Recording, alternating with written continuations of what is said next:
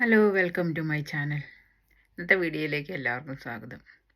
UK latest ആയിട്ടുള്ള ഒരു news updates, ഇമിഗ്രേഷനെ കുറിച്ചുള്ള അപ്ഡേറ്റ്സ് ഒക്കെ ഇന്ന് തരാമെന്ന് വിചാരിച്ചാണ് ഞാൻ വന്നിരിക്കുന്നത്. ഇപ്പോൾ ഞാൻ നേരത്തെ പറഞ്ഞിട്ടുള്ളതുപോലെ തന്നെ കെയർ വിസയിൽ ഉള്ളവർക്കും സ്റ്റുഡൻറ്റ് വിസയിലുള്ളവർക്കും ഇപ്പോൾ ഡിപ്പെൻഡൻസിനെ കൊണ്ടുവരത്തില്ല, ഫാമിലിയെ കൊണ്ടുവരത്തില്ല. ഇഷ്യൂസനകൻ്റെ ഗവൺമെൻറ്റിൻ്റെ കാലത്തുണ്ടായ നിയമം അതുപോലെ തന്നെ ഫോളോ ചെയ്യാനാണ് പുതിയ ഗവൺമെൻറ് തീരുമാനിച്ചിരിക്കുന്നത്. പിന്നെ അവർക്ക് ഫാമിലിയെ കൊണ്ടുവരാൻ പറ്റുന്നത് PhD ചെയ്യുന്നവർക്കും റിസർച്ച് സ്റ്റഡി ചെയ്യുന്നവർക്കുമാണ് പിന്നെ ഫാമിലിയെ കൊണ്ടുവരാൻ പറ്റുന്നത്. അവരുടെ കാര്യത്തിൽ റെസ്ട്രിക്ഷൻസ് ഒന്നുമില്ല, അവർക്ക് ഡിപ്പെൻഡൻസിനെ കൊണ്ടുവരാം. അപ്പോൾ ഗവൺമെൻറ് കൂടുതൽ മുൻതൂക്കം കൊടുക്കുന്നത് ഇപ്പോൾ നല്ല ടാലൻറ്റഡ് ആയിട്ടുള്ള സ്റ്റുഡൻസിനെ ഇങ്ങോട്ട് അട്രാക്റ്റ് ചെയ്യുക എന്നുള്ളതിനാണ്. അവരെ അട്രാക്റ്റ് ചെയ്യുകയും ഇവിടെ റീറ്റെയിൻ ചെയ്യുക എന്നുള്ള കാര്യത്തിലാണ് അവർ മുൻതൂക്കം കൊടുത്തിരിക്കുന്നത്.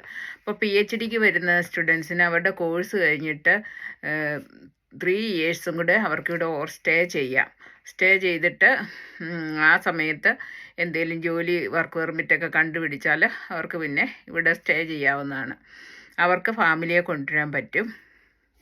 പക്ഷേ അല്ലാതെ ഡിഗ്രി, അതായത് ഗ്രാജുവേഷൻ കോഴ്സിന് പോസ്റ്റ് ഗ്രാജുവേഷൻ കോഴ്സിന് വരുന്നവർക്ക് ഇപ്പോഴും PSW ഉണ്ട്, പക്ഷേ ഡിപ്പെൻഡൻസിനെ കൊണ്ടുവരത്തില്ല. അപ്പോൾ ഈ അടുത്ത കാലത്തായിട്ട് സ്റ്റുഡൻസിൻ്റെ ആപ്ലിക്കേഷന് കാര്യമായിട്ടുള്ള കുറവാണ് വന്നിരിക്കുന്നത്. കാരണം ഇപ്പോൾ ഡിപ്പെൻഡൻസിനെ കൊണ്ടുവരത്തില്ല എന്ന് പറഞ്ഞതുകൊണ്ട് അങ്ങനെയുള്ള സ്റ്റുഡൻസിൻ്റെ ഒഴുക്ക് കുറഞ്ഞിട്ടുണ്ട്. അതുപോലെ തന്നെ ഹൈലി ടാലൻറ്റഡ് ആയിട്ടുള്ള ആൾക്കാരെ കൊണ്ടുവരാനാണ് ഇവർ പ്രിഫർ ചെയ്യുന്നതും. അപ്പോൾ അങ്ങനെയുള്ള നിയമങ്ങളൊക്കെ വന്നു കഴിഞ്ഞപ്പോഴത്തേനും സ്റ്റുഡൻസിൻ്റെ എണ്ണം കാര്യമായിട്ട് കുറഞ്ഞിട്ടുണ്ട്. അത് ഇവിടുത്തെ യൂണിവേഴ്സിറ്റിയെ കാര്യമായിട്ട് ബാധിക്കുന്നുണ്ട്. അപ്പോൾ അതിന് വേണ്ടിയിട്ട് ഇവർ ഗവൺമെൻറ്റുമായിട്ട് ചർച്ചകളൊക്കെ നടത്തുന്നുണ്ട്. അപ്പോൾ പക്ഷേ ഉടനെ തന്നെ ഇതിന് മാറ്റങ്ങളൊന്നും വരുമെന്ന് നമുക്ക് പ്രതീക്ഷിക്കാൻ പറ്റുകയില്ല. ഇൻ്റർനാഷണൽ നേഴ്സസിൻ്റെ റിക്രൂട്ട്മെൻറ്റിൻ്റെ കാര്യമായ പുരോഗതി ഇല്ല. കാരണം ഇപ്പോഴും അവർ സ്റ്റോപ്പ് ചെയ്തിട്ടുണ്ടെന്ന് പറയുന്നില്ല. പക്ഷേ ഇപ്പോൾ COS ഒന്നും ഇപ്പോൾ പുതിയതായിട്ട് ആരും ഇഷ്യൂ ചെയ്യുന്നതായിട്ട് വളരെ റെയറായിട്ട് ഒന്നോ രണ്ടോ ഒക്കെ ഇഷ്യൂ ചെയ്യുന്നതായിട്ട് അറിയുന്നുണ്ട്. അല്ലാതെ കാര്യമായിട്ടുള്ള പ്രോഗ്രസ് ഉണ്ടാകുന്നില്ല. അപ്പം NHS എല്ലാം അവർക്ക് ഫണ്ടിങ്ങിൻ്റെ പ്രോബ്ലം ആണെന്നാണ് പറയുന്നത്. NHSകളെല്ലാം ഫണ്ടിങ്ങിൽ ഭയങ്കരമായിട്ട് ഫണ്ടിങ് കുറവായതിൻ്റെ പേരിൽ അവർക്ക് കൂടുതൽ ആൾക്കാരെ റിക്രൂട്ട് ചെയ്യാൻ പറ്റുന്നില്ല. അപ്പോൾ ഇപ്പം അങ്ങനെയുള്ള കാര്യങ്ങൾക്കൊക്കെ ഒരു ഫണ്ടിങ്ങിൻ്റെ കാര്യങ്ങളൊക്കെ ഒന്ന് റിസോൾവ് ആകുന്നിടം വരെ അവർ COS ഇഷ്യൂ ചെയ്യുന്ന കാര്യം ഇപ്പം ശരിക്കും കുറവായിരിക്കും. അതുകൊണ്ട് ഉടനെ തന്നെ ഇപ്പോൾ സെലക്ട് ആയിട്ടുള്ള ആൾക്കാരുണ്ട്, പക്ഷെ അവർക്കും COS കിട്ടാൻ ഇപ്പോൾ താമസമാണെന്നാണ് പറയുന്നത്. അപ്പോൾ ഇങ്ങനെയുള്ള കാര്യങ്ങളിലൊന്നും പുതിയതായിട്ട് കൂടുതലായിട്ടുള്ള അപ്ഡേറ്റ്സ് ഒന്നും ഇതുവരെ ഗവൺമെൻറ്റിൻ്റെ ഭാഗത്തുനിന്നും വന്നിട്ടില്ല, ഫണ്ടിങ്ങിൻ്റെ കാര്യമോ അങ്ങനത്തെ കാര്യങ്ങളൊന്നും. പിന്നെ പുതിയതായിട്ട് നേഴ്സിംഗ് പഠിക്കാനായിട്ടിരിക്കുന്ന കുട്ടികൾക്ക് ഇപ്പോൾ ഇൻ്റർനാഷണൽ സ്റ്റുഡൻസ് ആയിട്ട് നേഴ്സിംഗ് പഠിക്കാൻ വരികയാണെങ്കിൽ അതൊരു നല്ലൊരു അവസരമാണ്. പക്ഷേ പൈസ ഇവിടെ ഫീസൊക്കെ അടയ്ക്കാനുള്ള കൽപ്പുള്ളവർ, അതിനുള്ള സാഹചര്യങ്ങളൊക്കെ ഉള്ളവർ വന്ന് പഠിക്കാനേ ഞാൻ എൻകറേജ് ചെയ്യുള്ളൂ. കാരണം എന്ന് വെച്ചാൽ നല്ലൊരു തുക ഇവിടെ ചിലവാകും, പഠിത്തത്തിനും താമസത്തിനും ഇവിടുത്തെ എക്സ്പെൻസ് എല്ലാം കൂടെ കൂടി അത്രയും തുക മുഴുവനും ജോലി ചെയ്തുണ്ടാക്കാൻ പറ്റുകയില്ല. അതുകൊണ്ട് പാർട്ട് ടൈം ആണെങ്കിലും ചെയ്താലും അതിനുള്ള ഫീസും അടച്ച് ജീവിച്ച് റെൻറ്റും കൊടുത്ത് ബാക്കി കാര്യങ്ങളെല്ലാം ചെയ്തു പോകാനുള്ള പൈസ ഉണ്ടാക്കാൻ പറ്റിയില്ല. അപ്പോൾ കുറേയൊക്കെ പൈസ പേരൻസിന്, അതായത് നാട്ടിൽ നിന്ന് തന്നെ കൊണ്ടുവരാൻ പറ്റുന്നവർ മാത്രമേ ഞാൻ എൻകറേജ് ചെയ്യുള്ളൂ. അങ്ങനെയുള്ളവർ വന്നു കഴിയുവാണെങ്കിൽ ഇവിടെ പഠിച്ച് കഴിയുമ്പോൾ ഉടനെ തന്നെ പിൻ നമ്പറും കിട്ടി ഇവിടെ ഒരു ക്വാളിഫൈഡ് നേഴ്സ് ബാൻഡ് 5-ൽ കയറാൻ പറ്റും. അപ്പോൾ നിങ്ങൾക്കറിയാമല്ലോ, ഇപ്പോൾ ഇവിടെ ഒരു ആൻറ്റി ഇമിഗ്രേഷൻ ഒരു ട്രെൻഡാണ് വന്നിരിക്കുന്നത്. അപ്പോൾ ഈയിടെ ഉണ്ടായ കലാപങ്ങളെക്കുറിച്ചൊക്കെ ഞാൻ വീഡിയോ ചെയ്തിട്ടുണ്ടായിരുന്നു, എല്ലാവർക്കും അതിനെക്കുറിച്ച് അറിയാമല്ലോ. അപ്പോൾ ആ സാഹചര്യങ്ങളൊക്കെ ഇമിഗ്രേഷനെ ദോഷകരമായി ബാധിക്കുന്നുണ്ട്. അത് കാരണം ഇനി ഉടനെയൊന്നും വളരെ അനുകൂലമായ ഒരു തീരുമാനം, ഒരു ഇമിഗ്രേഷൻ ചേഞ്ചസ് വരുമെന്ന് നമുക്ക് പ്രതീക്ഷിക്കാൻ സാധിക്കില്ല. കൂടുതൽ അവർ ഈയിടെ നടത്തിയ ഒരു സർവേയിൽ 34% ആൾക്കാരും ഇമിഗ്രേഷനെതിരായിട്ടാണ് വോട്ട് ചെയ്തത്. അപ്പോൾ ഒത്തിരി ആൾക്കാർ ഇമിഗ്രേഷനെതിരായിട്ടുണ്ട്. അപ്പോൾ ഇവിടെ നിന്നുള്ള ആൾക്കാരെ തന്നെ സ്കില്ല് ചെയ്ത് അവർക്ക് ഇവിടുത്തെ ആൾക്കാരെ തന്നെ ഇവിടുത്തെ ജോബ് കൊടുക്കുക എന്നുള്ള ഒരു തീരുമാനത്തിലാണ് അവിടെ എത്തിയിരിക്കുന്നത്. അതിന് വേണ്ടിയിട്ടുള്ള പരിശ്രമമാണ് ഇപ്പോൾ ഇവിടുത്തെ ഗവൺമെൻറ് നടത്താൻ ഉദ്ദേശിക്കുന്നത്. അപ്പോൾ ഇമിഗ്രേഷൻ കാര്യമായിട്ട് വെട്ടിക്കുറയ്ക്കും. ഇനി കാര്യമായ കുറവ് തന്നെ വരുമെന്നുള്ള ഒരു കണക്കൂട്ടലാണ് ഇപ്പോഴുള്ളത്. ഇപ്പോൾ വരാനായിട്ട് ആരെങ്കിലുമൊക്കെ തയ്യാറെടുത്തിരിക്കുന്നുണ്ട്. ഇപ്പോൾ COS ആകുമെന്നൊക്കെ പറഞ്ഞാലും അത് നന്നായിട്ട് കൺഫേം ആക്കാതെ ഏജൻസി വഴിയുള്ള വരുന്നവരാണെങ്കിലും പൈസ ഒക്കെ കൊടുക്കുന്നത് വളരെ സൂക്ഷിച്ച് വേണം.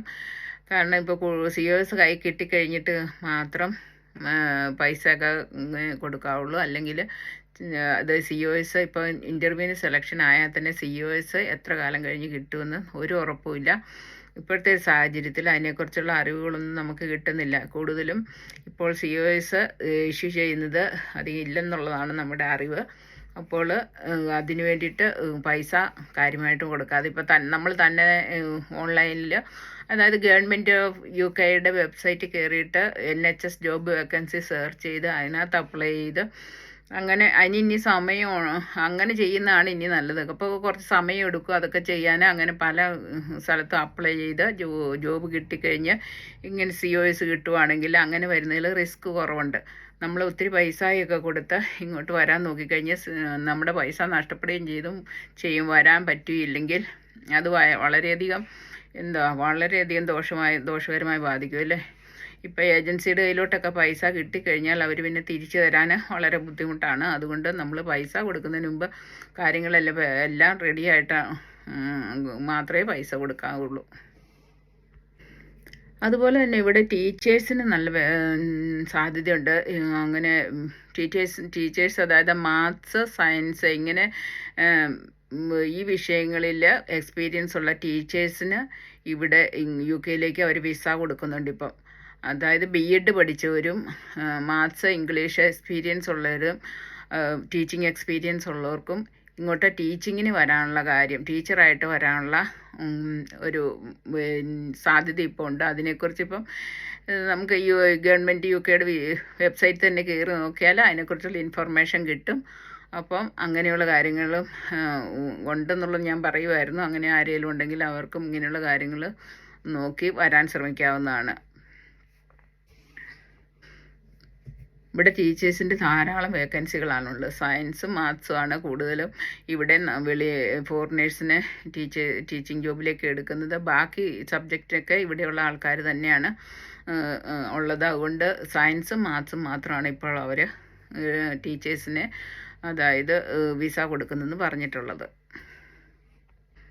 അതുകൊണ്ട് ഗ്രാജുവേഷൻ പാത്വേയിൽ ഇപ്പോൾ സ്റ്റുഡൻസ് വന്നാലും 2 വർഷം പോസ്റ്റ് സ്റ്റഡി വിസ അത് പഴയ പോലെ തന്നെയാണ് കേട്ടോ. ഡിപ്പെൻഡൻസിനെ കൊണ്ടിരുത്തില്ല, പക്ഷേ 2 വർഷം പോസ്റ്റ് സ്റ്റഡി വിസ കിട്ടും. അവർക്ക് ഇവിടെ നിന്ന് ആ സമയത്ത് എവിടെയെങ്കിലും വർക്ക് പെർമിറ്റ് മേടിച്ചെടുക്കുവാണെങ്കിൽ വർക്ക് പെർമിറ്റ് കിട്ടി 5 വർഷം കഴിയുമ്പോഴത്തേനും ഇവിടുത്തെ ഇൻഡെഫിനിറ്റ് ലീവ് ടു റിമെയിൻ കിട്ടും. അതായത് പെർമനൻറ്റ് റെസിഡൻസി കിട്ടും. അങ്ങനെ കിട്ടിക്കഴിഞ്ഞാൽ പിന്നെ അവർക്ക് ഡിപ്പെൻഡൻസിനെ കൊണ്ടുവരാൻ പറ്റും. അപ്പോൾ അങ്ങനെയുള്ള ദീർഘകാലമായ ഒരു പ്ലാൻ വെച്ചുകൊണ്ട് വരാനുള്ളവർക്കാണെങ്കിൽ വരാം.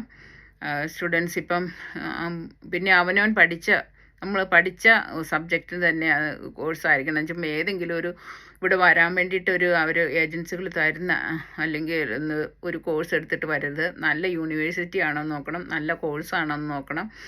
അങ്ങനെയൊക്കെ എടുത്തിട്ടേ വരാവുള്ളൂ. അങ്ങനെ പഠിച്ചാലേ ഇവിടെ വന്നു കഴിഞ്ഞാൽ എന്തെങ്കിലും ഗുണമുള്ളൂ. അവനവൻ്റെ ഫീൽഡിൽ തന്നെ ഒരു ജോലി കിട്ടണമെങ്കിൽ ആ ഫീൽഡിൽ തന്നെ നല്ലൊരു കോഴ്സ് പഠിക്കുകയാണെങ്കിൽ മാത്രമേ ആ ഫീൽഡിൽ ഒരു ജോലിക്ക് സാധ്യതയുള്ളൂ. ഇപ്പോൾ ഇങ്ങോട്ട് വരാൻ വേണ്ടി മാത്രം ഏതെങ്കിലും ഒരു കോഴ്സ് എടുത്ത് പഠിച്ചിട്ട് അതുകൊണ്ട് വലിയ ബെനിഫിറ്റ് ഇല്ല. അതുകൊണ്ട് അങ്ങനെ വന്ന പിള്ളേരൊക്കെ ഇവിടെ ധാരാളമായിട്ട് ബുദ്ധിമുട്ടുന്നുണ്ട്. അവർക്ക് കെയർ ഹോമിലും അങ്ങനെയൊക്കെയുള്ള സ്ഥലത്ത് മാത്രമേ ജോലി ചെയ്യാൻ പറ്റുന്നുള്ളൂ. അപ്പോൾ നമ്മുടെ ഫീൽഡിൽ തന്നെ വർക്ക് ചെയ്യണമെന്നുള്ളവർ അങ്ങനെയുള്ള കോഴ്സ് സെലക്ട് ചെയ്ത് അതിന് വേണ്ടിയിട്ട് വരാൻ പറ്റിയാൽ മാത്രം വരിക. അങ്ങനെയുള്ള കുട്ടികൾ വന്നു കഴിഞ്ഞപ്പോൾ അങ്ങനെ നല്ല കോഴ്സൊക്കെ പഠിച്ചു കഴിഞ്ഞാൽ അതിൻ്റേതായ ഫീൽഡിലുള്ള ജോബിൽ കയറാനുള്ള ചാൻസ് ഉണ്ട്. അതുപോലെ തന്നെ നല്ല യൂണിവേഴ്സിറ്റിയും തിരഞ്ഞെടുക്കണം. നല്ല യൂണിവേഴ്സിറ്റി പഠിക്കുന്നത് കൊണ്ട് തന്നെ അങ്ങനെയുള്ള കാര്യങ്ങളിലൊക്കെ വ്യത്യാസമുണ്ട്. അപ്പോൾ അങ്ങനെയൊക്കെ നോക്കി, അതുപോലെ പൈസ ഒത്തിരി പിന്നെ ലോൺ എടുത്തും അങ്ങനെ കടം വരുത്തിയൊന്നും വരാതിരിക്കാൻ ശ്രമിക്കുക. അങ്ങനെ വരുന്ന കുട്ടികളും ഇവിടെ കിടന്ന് കഷ്ടപ്പെടുന്നുണ്ട്. അവർക്കൊന്നും അവരുടെ എക്സ്പെൻസും ഫീസും കൂടെ ഇവിടെ കണ്ടെത്താൻ പറ്റുകയില്ല. നാട്ടിൽ നിന്നും കൂടെ കുറേ പൈസ കൊണ്ടുവരാൻ പറ്റുന്നവർക്ക് മാത്രമാണ് ഇവിടെ വന്ന് പഠിച്ച് ജോലി കയറാൻ പറ്റുള്ളൂ. അപ്പോൾ PhD ലെവലിൽ പഠിക്കാൻ പറ്റുന്നവർക്കും അതുപോലെ തന്നെ റിസർച്ച് ചെയ്യാൻ പഠിക്കാൻ പറ്റുന്നവർക്കും അവർക്ക് ഡിപ്പെൻഡിനെ കൊണ്ടുവരാൻ, അതുപോലെ സ്റ്റുഡൻസ് വരികയാണെങ്കിൽ അവൻ്റെ ഫീൽഡിൽ തന്നെയുള്ള കോഴ്സ് എടുത്ത് വരിക. അങ്ങനെ നല്ലൊരു കോഴ്സും നല്ലൊരു യൂണിവേഴ്സിറ്റിയും തിരഞ്ഞെടുക്കുക. ഇങ്ങനെയൊക്കെ വരുന്നവർക്ക് ഇവിടെ ബെനിഫിറ്റ് ഉള്ളൂ.